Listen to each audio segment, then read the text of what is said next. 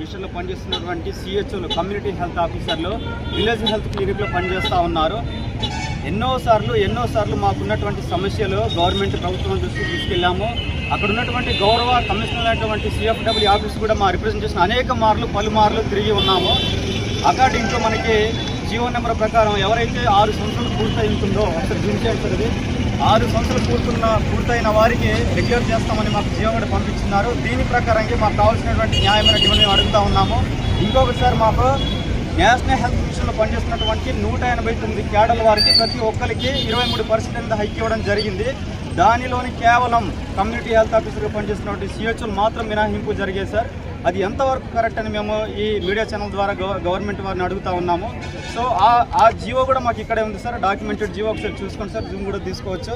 So ఈ GO 16 number ప్రకారం 64 ప్రకారం 189 క్యాడర్ల వాళ్ళకి అందరూ కూడా 23% హైక్ ఇవ్వడం జరిగింది. కేవలం మా CH వాళ్ళని వదిలేశారు. ఇది చాలా బాధాకరం.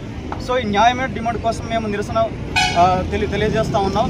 దీనికోసం గత ఏప్రిల్ 10వ తారీఖు CFW మంగళగిరి ఆఫీస్ మేము రిప్రజెంటేషన్ ఇచ్చి ఉన్నాం. అప్పటి నుంచి ఇప్పటి వరకు దాదాపు 2 వారాలు అయినటువంటి సందర్భంగా ఒక్క రెస్పాన్స్ కూడా గవర్నమెంట్ నుంచి రాలేనందున మా స్టేట్ నాయకత్వం APMC వారి ఆధ్వర్యంలో మేము ఈ విధంగా సమ్మె నిర్వహిస్తున్నాం సార్.